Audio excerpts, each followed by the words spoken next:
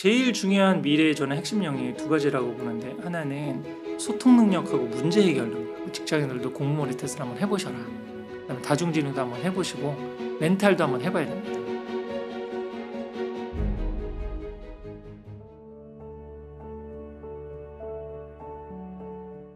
그렇게 깨어있는 분들이 그렇게 많지가 않아요. 그러니까 이 공부머리의 발견을 학부모님부터 부모님들부터 읽어야 되는 것 같아요. 네. 그러면은 이게 진짜 엄청난 가능성과 그리고 뭐가 바뀌더라도 항상 뭔가 이게 기회가 있는 거잖아요. 그렇죠. 근데 그거를 파악하고 잡으려면은 지식이 있어야 되는데 모르니까 이제 기존에 있었던 그런 고정관념이나 그런 사회적인 그런 흐름에 그냥 타게 되는 것 같은데요. 저는 그게 투자에도 좀 적용해 볼 수 있다고 생각하거든요. 공부에서도 내가 누군지를 먼저 알고 내가 어떤 성향이고 그다음에 어떤 능력이 있는지를 안 다음에 그다음에 내가 갈 수 있는, 만약에 과고를 해서 이공계 쪽으로 가야 될지 국영수를 다 잘해서 뭐 이과를 가야 될지 해야 되잖아요. 근데 투자에서도 내 성향과 기질이 있거든요. 그러니까 사람 만나는 거 좋아하고 인테리어 하는 거 좋아하고 그러면 부동산 쪽으로 빠질 수도 있어. 근데 난 그런 거 싫어. 귀찮고 사람 만나는 거 법 뭐 이런 거 싫고 그냥 숫자 그다음에 심플하게 딱 하는 거 이러면 나는 주식이나 아니면은 뭐 이런 가상화폐나 이런 게 또 맞을 수도 있잖아요. 그러니까 자기 기질과 성향, 능력을 먼저 파악한 다음에 그 다음에 투자 방법을 정해야 되는데, 그렇지 않으면 그냥 남들이 한다고 우르르 따라가다 우르르. 근데 입시에서도 그게 마찬가지 나타나는 거예요. 아이의 역량과 기질과 그 여러 가지를 종합해서 그러면 얘가 어느 정도 맞을지 그거를 먼저 자기를 파악한 다음에 그런 방법을 선택해야 되는데, 그거 없이 남들이 의대 다 간대 무르르 그냥 다 의대 이러면 이제 거기 가서도 잘 안 돼. 그다음에 뭐 영재학교 다 간대. 어렸을 때는 그냥 공부 좀 잘하면 다 영재원 가고 영재학교 과거 준비한대. 우르르 갔는데 얘는 의대 가랜대. 거기 가가지고 괜히 또 재수사무소 해가지고 뭐 가게 되는 이런 우들을 실제 입시 현장에서 너무 많이, 우리 투자 현장에서 그러지 않나요? 그 너무나 이건 너무 이성적으로 조금만 생각하고 공부만 해도 되는데 왜 이걸 안 될까라고 싶은 게 입시 현장에도 너무 많이 일어나고 있습니다. 그럼 작가님이 집필해 주신 공부머리의 발견, 그 책에서 보면은 이제 이런 전략적인 거 시류에 맞춰서 가는 것도 중요한데, 공부머리 테스트라는 4가지 과학적 테스트를 통해서 우리 아이 성향을 파악하는 게 가장 먼저라고 하셨잖아요. 네. 그러면은 뭐 우리 아이의 성향이 이제 의대에도 뭐 기회가 열리고 공대도 열리는 것 같은데, 그 공부머리 테스트를 하면 그게 좀 명확하게 우리 아이가 의대 성향, 뭐 공대 성향, 뭐 문과 성향 이걸 좀 알 수가 있는 건가요? 우선 거기 두 번째로 소개한 그 다중지능 검사, 거기에 대본 나오죠 사실. 그게 사실은 자기 거 선호도, 내가 뭘 좋아한다, 뭐 언어적인 걸 좋아하느냐, 아니면 수리 공간적인 걸 좋아하느냐, 그다음에 자연 친화. 그래서 의대에 가려면 좀 동물을 사랑하고 약간 뭐 실험하는 걸 좋아하고 뭐 그래야 되지 않을까요? 이게 사람에도 뭐 병이라든지 그다음에 사람에 대해 좀 관심이 있어야죠. 저 사람 왜 아플까? 우리 할아버지가 암으로 돌아가셨는데 왜 돌아가셨을까? 내가 뭘 해도, 이런 마음들이 좀 있어야 되는 거니까 그런 부분들이 자연스럽게 녹아나거든요. 사실 그 설문지 답을 하면서. 그리고 제가 이번에 보홀 세미나에서 한 가지 조금 느낀 거는요. 그거를 아직 좀 초등 고학년이라도 정확히 못 쓰는 경우들이 있더라고요. 그래서 본인이 좀 그 쓴 결과지하고 또 부모님 관찰하거나 선생님 본 게 좀 다른 게 있어가지고 한 가지 이번에 이제 다음 개정판 할 때 좀 업그레이드 하려고 그러는데, 이거를 학생 버전으로 한번 해보고 부모 버전으로도 한번, 관찰자 버전으로도 한번 해봐가지고 그렇게 해서 객관적으로 보면 더 면밀하게 볼 수 있는 거죠. 그러니까 애는 뭔가 뭐 슈바이처 전기를 읽거나 뭐 장기르 박사님 전기 같은 걸 읽어가지고 막 의사에 꽂혔는데, 객관적으로 해보니까 아니야, 이공계 쪽이야. 그다음에 수학과 그때 부모님이 보기에도 그런 건데, 애가 또 친구들이 다 자기 공부 잘하는 친구들은 다 의대 간다고 그러니까 나도 의대 뭐 이럴 수도 있잖아요. 아직 어리니까. 그런 부분도 객관적으로 볼 수 있는 게, 그런 약간 본인 하는 뿐만 아니라 부모가 삼자적인 입장에서 검사하는 걸 같이 이렇게 병행을 해보면 훨씬 더 정확도를 높여서 진짜 알 수 있다. 초등 고학년 이상이고 중학교 정도 되면 어느 정도 진로를 잡을 수 있다고 생각합니다. 제 친구가 이제 자녀가 그 초등학교 6학년, 5학년, 6학년인 자녀인 친구가 있었는데, 작년에 작가님의 요 공부머리의 발견책을 제가 소개해드리면서 그거 테스트 한번 해봐라 해봤는데, 그 제 친구가 부모님이죠. 네. 학부모님 입장에서 우리 애가 뭔가 이렇게 이과 성향인 줄 알았던 거예요. 뭐 로봇 좋아하고 뭔가 만드는 거 좋아하고. 근데 테스트를 해보니까 의외로 어떤 책을 읽거나 문해력이나 아니면은 뭐 이렇게 그런 쪽 성향이 괜찮게 나온 거예요. 네. 그래서 그쪽도 한번, 그러니까 맨날 어떤 이런 과학적인 거 뭐 코딩 이런 학원 보내다가 그럼 책도 한번 읽어볼까? 뭐 논술 이런 거 한번 해볼까 엄마랑 했더니 애가 너무 잘하고 좋아하는 거예요. 그래서 야, 그러면 양쪽을 열어놓고 해봐야겠다. 근데 그거 사실은 그냥 책 보고 그냥 뭐 무료로 검사지 다 있으니까 그래서 굉장히 도움됐다고 좀 감사의 마음을 전해달라고 저한테 부탁을 했었습니다. 네, 그래서 여러분들 좀 해봤으면 좋겠어요. 네. 정말로 되게 좋은 것 같아요. 맞습니다. 객관적으로 볼 수 있다는 거죠. 그리고 그거를 해마다 좀 변할 수도 있잖아요. 그러니까 우리 지금 보홀쌤이나 이렇게 해본 것처럼 포트폴리오를 하나 만들어가지고 파일을 하나 만들어가지고 올해 5학년 때 이렇게 6학년 때 이렇게 그다음에 중학교 1학년 때 이렇게 이렇게 진짜 일관되게 가는구나. 아니면 조금 이제 바뀌는구나. 아니면 선생님이나 아니면 친구들 영향을 받아서 이렇게 바뀔 수도 있겠구나. 근데 그거를 얘가 해내네. 그런다 그러면 사실 이제 찐 이과 스타일로 해서 공대 쪽으로 생각해야지라고 생각했는데 그럼 문과 쪽 영향도 있다라고 그러면은 우선 의대도 한번 고려를 해볼 수 있어요. 그런 쪽으로 국어나 영어가 좀 받쳐줄 수 있고 그런 부분이 될 수 있고 그리고 이과 쪽에서는 그쪽을 또 열을 수 있고 아니 문과 쪽으로 경영경제로도 한번 빠질 수가 있겠네. 본인이 또 이런 걸 좋아하고 그러면 그렇게도 한번 다양하게 진로를 생각해 볼 수도 있고. 그러면은 작가님 직장인들도 최근에 네네. 이 소식 듣고 나도 옛날에 한 소식적인 공부 좀 했는데 한번 의대 한번 해볼까 하고 재수생도 늘어난다고 하는데 앞으로 좀 이게 영향이 어떻게 될까요? 아니, 실제로 그 반포에서 학원 하시는 분이 있는데 들썩들썩 한다고 그러더라고요. 뭐 직장 뭐 이제 휴식도 되고 네. 그런 움직임이 보인다고. 그리고 또 이제 대기업 같은데 직장생활 한번 해보시고 난 다음에 이거 진짜 내가 생각했던 건 너무 아니다. 근데 지금 내 친구 나보다 점수 안 좋았는데 의대 간 그 지방의대 간 친구는 나름대로 지금 해서 뭐 어느 정도 해서 그런 모습들을 보고 그러면 내가 좀 만학도지만 한번 다시 그래도 30대일 때 한번 도전해 볼까? 뭐 이런 생각을 하실 수 있는데 저는 그런 어떤 직장인이라든지 한번 재도전의 의사가 있는 분들한테도 권해드리고 싶은 게 공부머리 테스트입니다. 내가 지금 직장을 다니고 있는데 1년이나 아니면 2년 뭐 길게 잡아서 내가 재수까지 한다고 한번 2년까지 생각해서 할 수 있을 때 지금 당장 그 마음이 들었을 때 의대 갈까 말까 이런 고민이 들면 지금 올해 당장 가서 우리 인터넷에서요 올해 수능 문제 있죠. 그걸 이분이 풀어봤을 리는 없잖아요. 그거를 다운받아가지고 2세트 복사를 해가지고 책에 있는 그 공머리 테스트 그대로 그래서 지금 한번 풀어봅니다. 근데 지금 많이 까먹었죠. 공식도 막 까먹고 뭐 그랬으니까 뭐 근데 국어나 영어는 어느 정도 할 수 있잖아요. 본인이 아무래도 공식 하는 거 아니니까 그래서 쭉 다 풀어봐. 어느 정도 이렇게 시간적에서 딱 풀어봤더니 만약 국어는 뭐 100점 만점에서 한 뭐 70점. 근데 본인은 이제 수능 봤을 때는 만약에 본인이 굉장히 공부를 잘했다고 생각해요. 그럼 1등급 받아서 90점 맞았는데 지금 풀어보니까 내가 70점밖에 안 되네. 영어도 나 100점 맞을 줄 알았는데 한 80점 정도 말고 수학은 뭐 다 까먹어가지고 뭐 50점. 과탐도 뭐 다 까먹어가지고 한 25점 정도 맞았어요. 자님 보통 엔지니어고 그런데도 지금 안 쓰는 분야 뭐 하나도 안 하니까 그냥 그렇죠. 그리고 지금 뭐 5, 6년 지났다 그러면은 감이 많이 떨어질 수 있잖아요.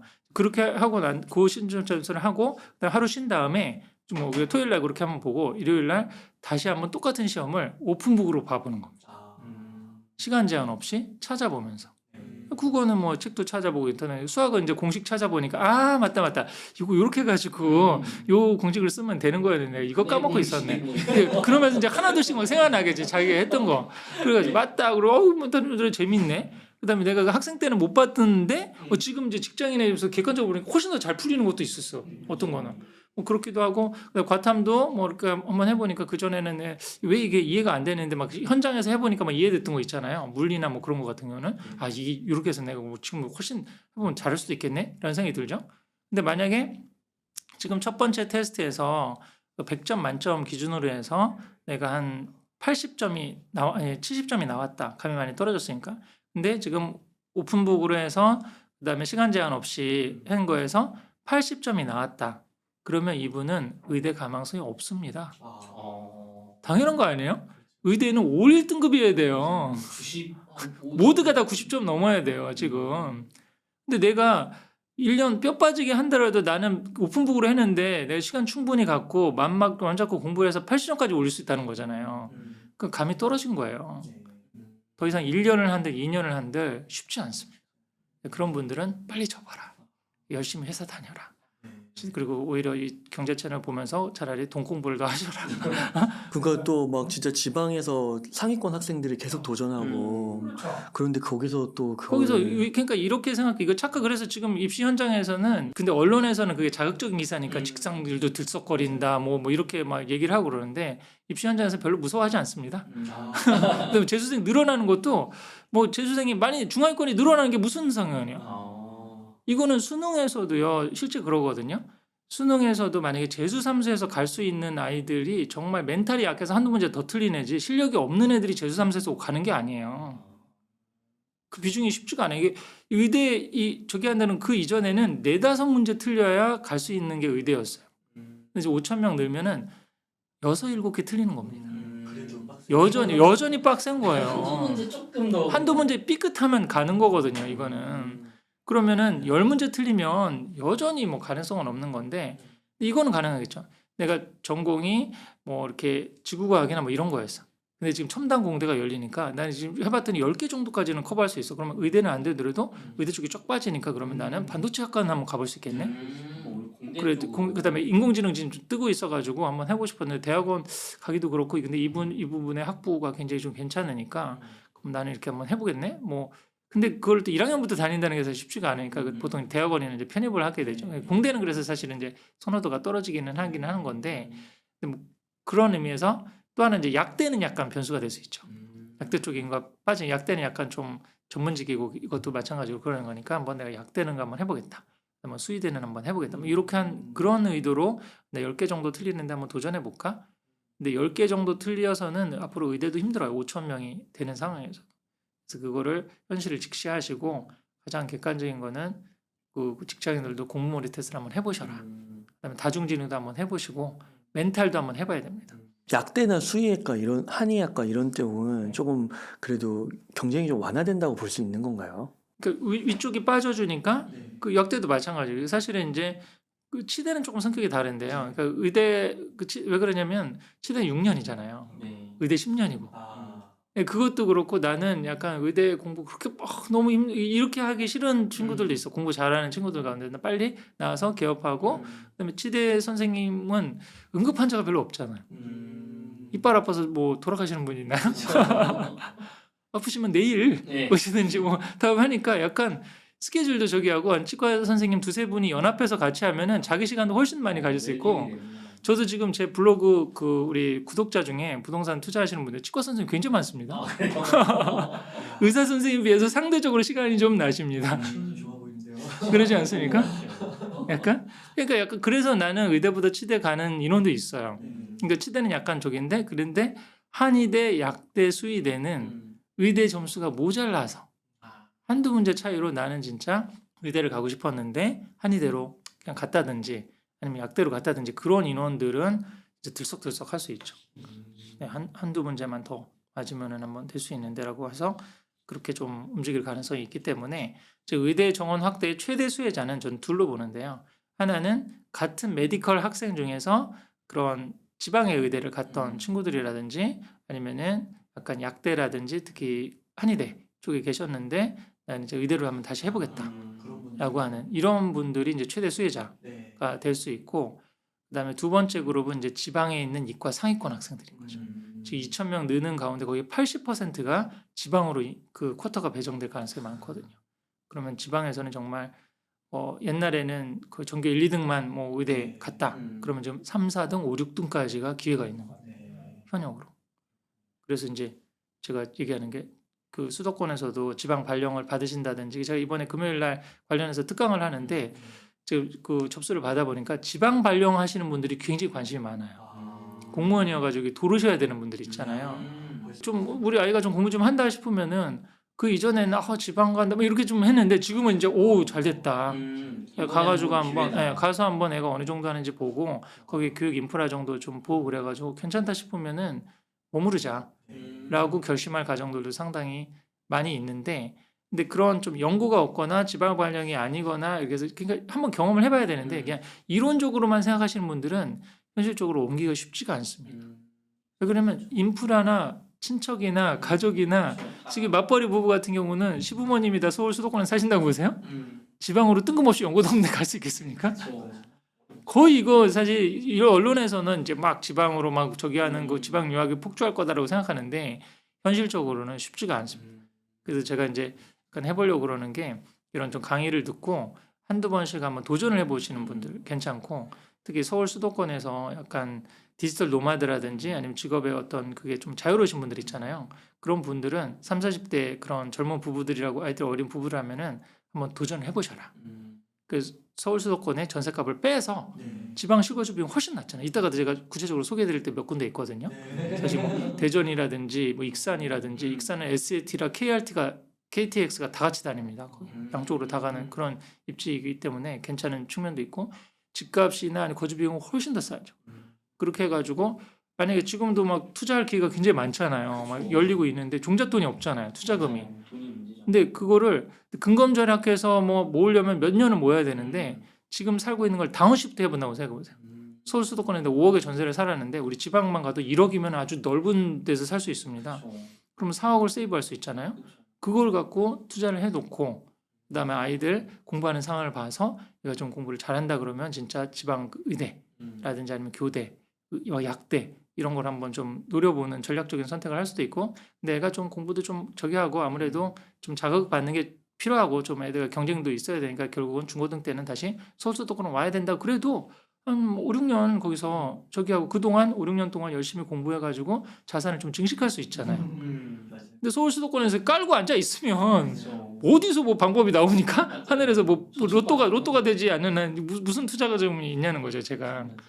그래서 좀 이 경제 채널을 보시는 현명한 30, 40대 지금 이 가정에서는 한번 좀 저랑 연구를 하셔가지고 결단을 한번 하시면 좋겠다. 부부랑 같이 상의를 해서 한번 내려가 볼까 우리도? 네. 만약에 우리 지금 동탄에 사시잖아요. 그러니까 동탄이나 수원에서도 제가 많이 권하는 게 천안이 별로 멀지가 않습니다. 천안에 제가 서울역에 제가 아파트 가지고 있어서 제 세입자분이 두 분이 다 천안 쪽에 회사가 있으셨고 아니면 사업이 있으셨고 서울역에서 KTX하고 출퇴근하셨거든요. 천안에서 저희 집에 서울역 근처에 저희 집에서 역까지 10분 걸려요. 거기서 KTX는 시간이 정해져 있잖아요. 그 시간 한 2, 3분 전에만 맞춰가면 무조건 서 있고 자리에 앉아서 가고 아침에 1시간 자고 딱 도착하면 웬만한 동탄이나 서울에서 뭐 일산에서 강남 이거 1시간 반보다 훨씬 좋죠. 정해진 시간에 앉아서 가고 시간은 더 짧고. 그래서 제가 지금 좋습니다. 이따가도 우리 그 입시 결과 분석하고 그럴 텐데요. 용인수지라든지 수원권이라든지 수원이 사실 학군이 약간 고민이 좀 많거든요. 그래서 이제 비평준 명문고로 많이 빠지고 그러는데 그다음에 수원 밑에 평택도 그렇고 동탁도 그렇고 거기 지금 삼성전자라든지 일자리가 굉장히 많이 늘었잖아요. 근데 거기에 서울 수도권에 계시면 지역인지 기회는 없습니다. 서울 수도권이면. 근데 만약에 평택에 직장이 있거나 동탄에 직장이 있으신 가정 같은 경우는 천안에서도 아빠가 통근을 할 수가 있잖아요. 차도 안 막힙니다. 별로 동탄에서 서울 오는 데는 차 많이 막히시죠? 그리고 지금 제가 그래도 이따가 자세히 한번 설명을 한번 해드리겠습니다. 왜 천안이 유망한지. 좋은데 천안만 가도 되게 살기 좋은데요. 그러니까 요런 좀 아이디어들을 이런 거 이제 경제 채널 같은 데서 우리가 말할 수 있는 사실 그런 팁들인 거죠. 그리고 본인이 그런 마인드가 조금 열리신 분이라고 그러면 진짜 이거 말 되네? 그러면 한번 해보자. 애들 초등 저학년 때 한번 가가지고 그다음에 거기 천안 불당학원가가 있잖아요. 근데 천안이 집값이 근데 싸지는 않습니다. 집값이 싸지는 않아요. 신불당은 싸지가 않아요. 거의 한 신축 아파트 보면 거의 8, 9억대 지금 이런 상황인데 구불당 쪽이 그래도 훨씬 더 서울 수도권보다는 우리 부동산 그렇죠. 그 부동산 전문가이시니까 지금 잘 아시잖아요. 아니면은 거기서 더 용기가 있으면은 조금 더 외곽으로 빠지셔가지고 저렴한 아파트하고 뭐 구불당 학원가만 조금 애들 뭐 불안하다, 애들 뭐 그래도 사교육 시켜야 되지 않을까 뭐 이런 생각이 든다면 그런 식으로 하고 아니면 읍면 단위로 더 빠지면 이제 농어촌까지 하면서 할 수 있는 여러 가지 기회들이 있는데 그거를 제가 그래도 우리나라 학군 전문가로서 제가 좀 상세히 설명을 해드릴 수 있을 것 같습니다. 그러면 작가님 그 요즘 보면은 직장인도 직장인이지만 또 밑으로 내려가면 초등학교 때부터도 의대 열풍으로 해서 굉장한 관심이 크잖아요. 근데 또 작가님께서는 유초등 때는 또 이제 서울 수도권보다는 또 이제 지방에서 사는 거를 이런 장점이 있다고 또 얘기를 해주셨고 또 실제로 충북 증평에서 내려가서 사신다고 아까 자기소개에서도 말씀해 주시고요. 그래서 의대 열풍과 이렇게 그 충북 증평에 내려가서 살고 계신 이유, 요게 두 개를 사회적 현상과 본인의 선택을 이렇게 보셨을 때 좀 어떤 시사점이 좀 있으실지. 많은 분들이 심 선생님 학군 전문가니까 지금 지역인재 전형을 노리고 애들 어렸을 때부터 거기 간 게 아니냐. 그리고 사실 저희가 사는 지금 충북 증평에 서울대 올해 100명 정도 한 학교에 100명 정도 졸업생이 되지 않는 그런 학교인데요. 서울대 합격자가 3명 나왔습니다. 3%. 그렇죠. 그 그러니까 상위 1등급은 다 서울대를 간 겁니다. 지금 그 지역인재 전형으로 2명 가고 농어촌으로 1명 정도 가고 근데 사실은 지방에 있는 시골에 있는 그 학교에서 제일 좋은 학교들은 이 정도를 낼 수가 있거든요. 입결을. 서울대 3, 4명을. 특히 농어촌을 쓰게 되면 거의 확률이 거의 100% 정도 더 올라가기 때문에 그런 가능성들이 더 있는데 그런 걸 노리고 가시지 않았냐고 물어보시는 분들 많은데 저는 그런 거 전혀 없고 왜 그러냐면 애가 공부가 돼야지. 공부가 되는지 안 되는지를 알아야죠 사실. 그래야 되는 거지. 그러니까 이 의대는 아까 말씀드렸듯이 전체 수능 보는 하운데 0.01% 안에 들어야 되는 거예요. 이게 쉽냐는 거죠. 그냥 100명 중에 1등 하는 것도 아닌 거잖아요. 100명 중에 1등 하면은 뭐 지방에서 지방 고등학교 100명 중에 1등 하면 서울대는 갈 수 있어요. 근데 의대를 갈 수 있는지는 몰라요. 거기서 그게 서울의대일 가능성이 너무 힘든 거잖아요, 사실은.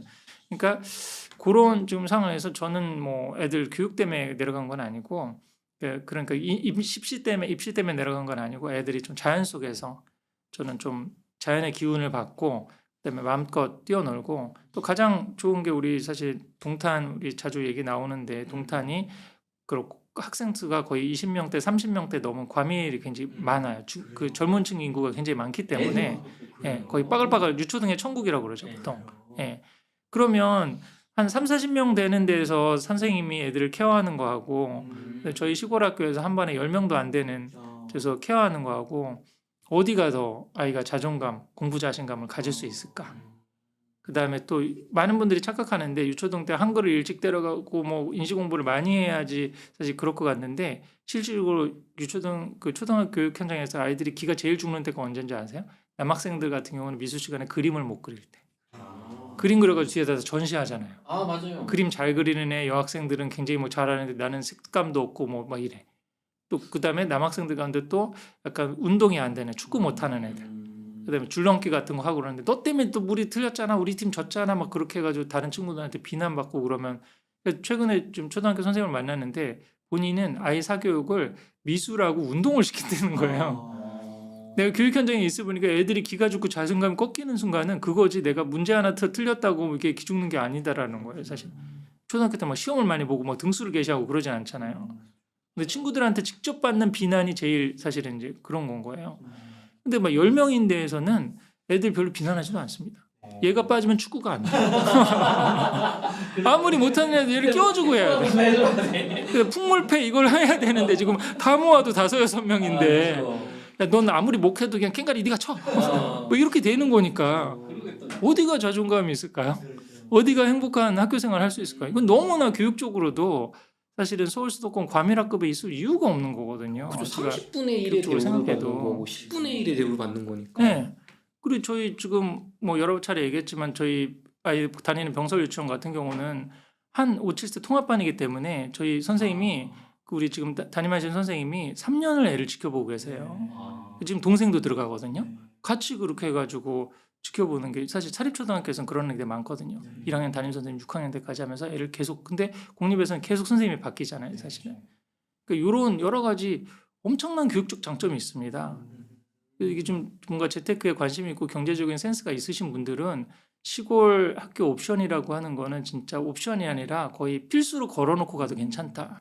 그러면요 혹시 그 소장님 요거는 또 좀 지나친 기우일 수 있는데 막 좀 말하기가 좀 왕따 학대 조심스럽긴 하는데 약간 이짐에 폭력 그런 거 있잖아요. 아, 막 학교 폭력, 학폭. 학폭이나 이런 게 또 지방에 가면 또 막 언어도 좀 거칠다고 하고 그런 것도 좀 뉴스에 나오기는 하잖아요. 막 담배 핀다. 그러니까 그런 부분은 좀 어떤지.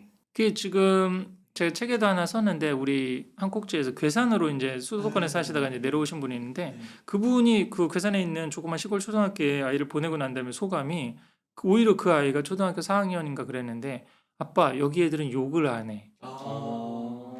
오히려 사실은 서울 수도권에서 태권도 학원 다니면서 형들한테 욕 배울 가능성이 더 많다고 좀 또 가능성이 있습니다. 가장 그것도 이제 케이스 바이 케이스겠죠. 이거는 좀 상황도 뭐 다르고 이제 그렇게는 하겠지만 뭐 나름대로 그러니까 애매한 시골이 조금 위험할 수도 있어요. 그럼 거기서는 자연을 누리지도 못하고 또 게임은 게임대로 하고 그냥 애는 공부는 공부대로 안 하고 학군지만 못하고 그럴 수도 있기는 한데 대부분의 지금 아까 제가 말씀드린 학생 수 한 반에 10명 이하의 그 정도는 애들이 없어서 너무 귀합니다. 사실 다 애들을 대접해주는 선생님들도 그렇고 어른들도 그렇고 다 그런 분위기이기 때문에 좀 그러기는 쉽지 않은데 중고등학교 때 뭐 유혹은 어느 정도 있기는 한데 저는 뭐 대치동에서도 학교 폭력을 봤습니다.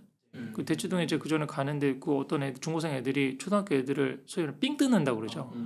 그것도 대치동에도 있거든요. 담배 피는 애들도 있고. 그건 그래서 케이스 바이 케이스인데 아무래도 이제 뭐 그리고 또 만약에 사소한 그런 아이들 간의 다툼이 있었을 때 소송까지 가는 데는 어딜까요? 시골에서는 아유, 애들 때릴 수도 있고 그냥 뭐 그러 칠 수도 있고 뭐 그런 거 아니에요? 그냥 뭐 그래서 선생님 말씀대로 합시다. 그 선생님이 만약에 중재를 하고 싶어. 선생님들 말을 듣는 동네는 어딜까요? 그러니까 지금 이 부분이 우리 교육 현장에서도 지금 굉장히 힘든 게 학부모 민원이 너무 세다는 거잖아요. 이 선생님의 어떤 권위나 이게 지금 무너진 상황에서 꼴빛하면 소송 걸고 꼴빛하면 막 이렇게 하고 녹음하고 뭐 이렇게 되는 지금 상황이면은 그런 부분에서도 스트레스가 시골은 덜할 것 같은데. 그러면 또 소장님 그 아까 100명 중에 3명이 서울대를 갔잖아요. 네. 그러면은 이제 최상위권은 가능성이 있겠어. 근데 중상위권 있잖아요. 뭐 한 10등에서 20등 하는 이런 친구들도 괜찮은 대학을 갈 수 있나요? 본인이 이제 수능 체제를 맞추는가가 이제 관건인데 이제 그 부분이 사실 힘든 거죠. 그러니까 지금 그 전에도 한번 말씀드렸잖아요. 지금 우리나라에 1,700개 고등학교가 있는데 입시로 승부를 볼 수 있는 학교는 상위 200대 학교 정도. 서울대를 3, 4명 이상 보내고 의대를 1명 정도 보낼 수 있는 그 정도 학교인데 나머지는 다 300위권 이하 학교예요. 300위권 이하 학교 분위기가 어떠냐? 아까 서울대와 의대 지역인재 전형을 노리고 남는 최상위권. 그다음에 중상위권이 있어야 되잖아요. 그러니까 탑10 정도를 갈 수 있는 1등급 정도 맞으면 탑10을 갔어요. 여기가 다 200위권으로 빠지거나 특목 자석으로 빠진 거죠. 그 최극상위권 다음에 중하위권인 거예요. 그래서 면학 분위기가 안 좋다. 네. 그럼 그 몇 명 빼고는 다 관심 없고. 네. 뭐 그러니까 그 가운데서도 그냥 좀 중심 잡고 뭐 아이들이 그래도 공부는 안 하지만 그 아이들이 공부를 안 하니까 내신 받기는 좋으니까 그걸 감사한 마음으로 다니고 학교에서 하라는데 이런 좀 근성이 있고 그래서 제가 그 공무원의 테스트 말씀드릴 때도 멘탈이 중요하다고 얘기한 게 그거예요. 단순히 그냥 옆에서 관리를 해주고 학원에서 그렇게 해가지고 공부를 한 길들여진 그게 아니라 야생인 거죠. 거기는 약간 갔더니 친구들 약간 공부를 안 하는 분위기야. 다 뭐 이렇게 놀고 막 이러는 분위기인데 그 가운데서도 나는 목표가 있으니까 의대를 가야 되니까 아니면 서울대를 가야 되니까 그래도 중심을 잡아야지. 선생님도 뭐 불러서 좀 분위기는 그렇지만 좀 잡아라 이렇게 하는 데도 있고 또 그런 부분을 조금 예방하기 위해서요. 시골의 그런 명문 학교들은 기숙사 학교들이 많습니다. 그래서 최상위권을 관리해 주죠. 선생님 그런 뭐 흐트러지지 않게 그렇게 하기 때문에 나름대로 길이 있어서 너무 겁만 내지 말고 그러니까 뭔가 사실은 투자에서도 그럴 거잖아요. 하이 리스크 하이 리턴인 거잖아요. 그냥 그러니까 제가 자주 말씀드린 명문학원에 간다는 건 로우 리스크 로우 리턴인 거예요. 대치동이나 뭐 목동에 가면은 그 재수삼수까지 하면은 뭐 비슷한 결과는 얻을 수 있겠죠. 근데 대박은 안 생기는 거예요. 그냥 고만고만한 그냥 뭐 결과를 해서 이 정도 나는 게 인서울권에 뭐 만족한다. 근데 그거에 만족하는 비용이 너무 거주 비용 플러스 사교육비 생각하면 몇 억이 들어가는 거죠. 그냥 몇 억을 들어서 뭐 이 정도 할 거냐. 아니면은 가성비 좋게 우리 집 가정 형편에 맞게 내가 그래도 한번 시골에 한번 도전해보고 그런 지역 인재 같은 거 도전을 해가지고 뭐 이렇게 해봤을 때 훨씬 더 내 거주 비용은 낮출 수 있고 하여간 내 입시에서 승부가 나지 않더라도 부모님 노후가 되고 물려줄 자산이 있다면 뭐가 그렇게 걱정일까요? 다 애들 좋은 대학 보내고 뭐 그러는 가장 큰 목적이 얘가 이제 먹고 사는 문제가 해결되고 취업이 안 됐을 때 뭘 이렇게 할 수 있는 그나마 전문직을 쏠리는 이유가 요즘 다 기업이 구조조정되고 뭐 이렇게 축소되고 일자리 화이트 칼라 인공지능 때문에 줄어든다고 그러는데 대학을 나와도 좀 취업이 안 되는데 전문직은 되니까 교대는 선생님은 되니까 이걸로 해서 다들 선호하는 거 경쟁력이 센 거잖아요. 근데 물려줄 자산이 있어요. 굳이 회사에 안 들어가도 되는데 네. 그럼 너는 디지털 노마드로 투자자의 삶을 살아. 20, 30대부터 아파트 쫓아다니면서 부동산 경매 배우고 그다음에 투자하는 법 배우고 주식 하는 배우고 그다음에 경제 공부 열심히 해. 세상이 어떻게 돌아가는지 지금 알아가지고 지금 인공지능이 대세니까 이렇게 됐고 지금 요즘에 다이어트 약 그거 아주 해서 미국에 있는 기업이 다른 웬만한 기업보다 좀 넘어간대. 이런 지금 어떤 트렌드가 있으니까 뭐 이런 거 한번 생각을 해보고 그다음에 앞으로 동남아권이 이제 인구가 거의 1억이 넘어가고 이런 아시아나 일본이나 우리는 다 소멸하는 국가들이잖아요. 근데 이쪽으로 지금 부의 중심이 올라갈 가능성도 있으니까 여행도 한번 그쪽으로 가냐고 이번 겨울방학 때 우리 말레이시아 가보자. 베트남 한번 가보자. 필리핀 한번 가보자. 그래서 어떻게 이쪽이 변하고 있고 뭐 이렇게 쑥쑥 발전하고 있네 진짜. 그 가능성이 있는 데구나. 여기다가 한번 집을 하나 사놓고 뭐 이렇게 이분 한국 분들 많이 오고 그러면은 이분들을 대상으로 에어비앤비를 하거나 뭐 이렇게 하는 건 어떨까? 그럼 그거를 알아보려면 여기는 외국인이 부동산을 그 다 소유할 수가 없어. 49%밖에 안 돼. 그럼 법을 또 알아야 돼. 이게 장사라는 게 마음대로 되는 게 아니야. 그거 하면서 애들하고 산 공부를 하고 경제 공부를 하면 문제집 푸는 공부를 안 해도 저는 살 길이 있다고 보는 거죠. 진짜 인공지능 이런 게 들어오면서 그 어떻게 보면은 그 공부 자체에 네. 대해서 진짜 공부라는 게 뭔가 개념을 정의를 바꿔야 돼. 네 그게 거기서부터 시작해야 되는 게 아닌가 싶기도 맞아요. 하고요. 그런 단순 활자화된 지식, 영상화된 지식은 이제 그 습득이 원래는 공부였잖아요. 근데 이제 그런 거 말고 정말 말씀하신 것처럼 정말 삶에서 어떤 체화되는 그런 경험이 공부가 되는 시기. 변화시키고 연결시키고 막 이런 게 좀 아닐까. 사람들하고 만나서 또 팀워크도 갖춰보고. 그러니까 제일 중요한 미래의 저는 핵심 영역이 두 가지라고 보는데 하나는 이 소통 능력하고 문제 해결 능력. 그 두 가지만 되면 그거를 제일 잘하는 데가 그 전에도 소개하고 이번에 입시제도 책에도 계속 소개하고 있는 미네르바 대학하고 에콜 42라고 하는 혁신 대학이거든요. 미네르바 대학은 전 세계 7개 나라를 돌아다니면서 시티 프로젝트. 거기서 아까 말한 습득 그 고정된 지식을 배우는 게 아니에요. 왜 그러면 고정된 지식이 굉장히 바뀌어요. 바뀌는 속도가 너무 빠르기 때문에 대학 교수님들이 박사학위 받은 걸로는 따라갈 수가 없어요. 그렇지 않나요? 지금 챗GPT랑 해가지고 지금도 우리 뭐그 작년에 와서 우리 뭐 2차 전지 얘기 많이 하고 그랬는데 지금 판도가 확 바뀌었잖아요. 이게 뭐 몇 개월 사이에 막 이렇게 막 바뀌고 이러는 거기 때문에 빨리빨리 그런 대응을 하고 그다음에 뭐 이렇게 뭐 공부를 하고 새로운 거를 이렇게 이뤄야 되는 시기인데 이미 그 지식이 따라가는 속도가 미치지 못하기 때문에 그냥 고정된 옛날 지식을 배우는 걸 미네르바 안 한다는 거죠. 그래서 거기 가서 시티 프로젝트 이 도시가 갖고 있는 문제점이 뭐냐? 인도네시아 같은 자카르타에 뭐 수도가 가라앉고 있어. 이거를 해결하기 위해서는 뭐 어떤 거? 그러면 이제 수도가 이전이 되면은 한국의 건설 회사들이 굉장히 유망하겠네. 뭐 그러면 그 안에서 그럼 인도네시아 어떤 정치 권력 관계 아무래도 그 부정부패가 심한 나라니까 뭐 이런 걸 해서 그러면 어떻게 할까? 그런 것들을 연구하는 거예요. 그래서 인도네시아 자카르타의 그 침식과 그다음에 한국의 건설 회사의 어떤 뭐 가능성 아니면 그 뭐 사우디아라비아 네옴시티 짓는 것과 우리나라 건설업 수주의 가능성 이런 걸 갖고 한국에 왔을 때는 그러면 한국의 건설업과 세계의 어떤 경제 이런 걸 갖고 연구를 하고 서로 토론을 하고 막 이러는 거죠. 근데 그걸 하는 데 있어서 기술사 생활을 하거든요. 소통 능력이 중요하죠. 나 혼자만 하는 게 아니라 협업을 해야 되고 다른 사람하고 해야 되는데 앞으로 그 두 가지가 사실은 핵심인데 그거를 사실 우리나라 공교육 차원에서 근데 그걸 문제집 푸는 공부로 할 수 있을까요? 문제집 푸는 공부나 내신은 기본적으로 협업을 배제합니다. 상대평가 내신을 하기 때문에 내가 쟤보다 1등급이 높아야 대학을 가는 건데 쟤랑 왜 협동을 하죠? 알려줄 이유가 없잖아요. 그 협업을 해서 팀 프로젝트를 하면 내가 손해인데 쟤가 나보다 등급 잘 나오면 내가 떨어지는 거잖아요. 이게 그래서 상당히 안타까운 면이에요. 전 세계 선진국 중에서 고등학교를 상대평가하는 나라 우리나라밖에 없어요. 근데 우리는 공정성 때문에 그걸 하고 있거든요, 사실은. 그리고 문제집 푸는 공부를 이렇게 많이 시키는 아까 뭐 유럽이나 이런 데 서술형으로 바뀌고 아까 아예 그런 것 자체를 없애고 그냥 문제 해결 능력이 있느냐 이런 걸 보는 이제 추세인데 좀 이런 부분에서 안 되니까 그 부분에 대한 이제 대안적인 게 IB. 딱 얘기 말씀드린 그런 데서는 이제 협업하고 토론하고 이런 것들을 이제 해볼 수 있는 기회들이 좀 열리는 거죠. 실제로 제가 최근에 일론 머스크가 이제 인터뷰한 걸 영상을 하나 봤는데 직원들 능력 있는 직원 뽑을 때 어떤 기준으로 뽑냐 했더니 무슨 학벌이나 점수나 뭐 그런 게 아니고 감을 많이 따라가는데 면접 때 뭘 많이 집중적으로 물어보냐면 어떤 문제가 생겼을 때 그걸 어떻게 해결하고 어떤 극복을 했는지를 물어보는데 집요하게 물어보는 거예요. 그냥 물어보는 게 아니라 우리 면접식으로 막 맞추는 게 아니라 계속 파고들다 보면 이 사람이 직접적으로 그거를 소통하고 문제 해결을 한 사람이지 디테일하게 아는 건지 그 느낌이 오는 아니면 뭐 이렇게 묻어갔는지 아니면 그냥 공부한 거 푸는 건지 그러면은 아 얘는 탈락. 맞아요. 그러니까 이게 작가님이 말씀하신 진짜 문제 해결 능력, 그다음에 소통 능력이 아닌가 싶습니다. 문제 해결 능력하고 창의력 저는 그 전에도 한번 인상 깊게 봤던 우리 재테크 쪽에 계신 분이 부동산 경매 쪽으로 굉장히 유명하시고 이제 말만 하면 누군지 아시는 분인데 그분이 잘하시는 게 경매를 받는 것뿐만 아니라 이게 안 나갔을 때 그 사업장을 이용해서 사업을 하시는 걸 굉장히 잘하시는 거예요. 그래서 여기를 낙찰을 받았는데 뭐 이렇게 넘기려고 그러는데 안 난가. 그럼 그걸 아이템을 발굴해서 사업을 해서 부가가치를 올린 다음에 파시는 거예요. 권리금 받고 볼 수도 있겠어요. 그런 식으로 하고 그래서 의외로 사업을 굉장히 많이 하세요.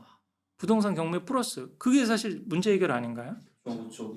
문제를 해서 그냥 할 얘기를 기다려야지 또 내놔야지 이러면 그냥 앉아서만 하고 있는 전통적인 방법인데 그럼 이걸 어떻게 뚫고 나가볼 수 있지? 여기다가 어떤 아이템을 입히고 어떻게 하면 될 수 있지? 이렇게 하는 게 사실 창의적 문제 해결 능력인데 그런 거를 좀 기르는 교육을 그러니까 지금도 제가 이제 공무원이 테스트 때 그런 얘기 많이 하잖아요. 문제집 푸는 공부는 굉장히 가성비가 좋은 공부예요. 의대를 가려고 그런다고 그래도 아니 국제학교 쪽으로 빼가지고 영미계로 의대로 가려면 10억 이상 듭니다. 사실. 우리나라에서는 국영수만 잘하면 의대 가는 게 한 1억 전후로 해결이 되잖아요. 의대 학비랑 10년을 다닌다고 해도 뭐 1억 넘습니까 사실은? 1년에 뭐 1,000만 원씩 뭐 이렇게 하고 2천만 원씩 잡아도 뭐 그 정도인 거잖아요. 그다음에 뭐 의대는 약간 학자금 대출이라든지 뭐 이런 것도 많이 나오고 그러잖아요. 그러니까 이거 별로 경제적으로 부담이 없어요. 그러니까 중산층 가정에서도 애가 공부만 잘해준다면 그쪽 길로 가성비 있게 갈 수 있는 거예요. 근데 그게 공부가 아닌 애들은 특히 이제 아예 아닌 애들은 아예 그냥 방향선을 하는 거죠. 우리는 공부가 아닌가 보다. 가장 애매한 애들이 제가 수능 기준으로 3, 4등급이라고 했잖아요. 3, 4등급은 공부 쪽으로 승부를 보기도 사실 쉽지가 않습니다. 그러면 오히려 사실 이런 강점 하나 해가지고 본인이 잘하는 거에 좀 집중을 하고 또 애매하게 계속 문제집 푸는 공부를 시키기보다 이런 좀 창의적인 대안들을 많이 찾아가지고 도전을 해보시면 훨씬 더 좀 가능성이 열리지 않을까 싶습니다.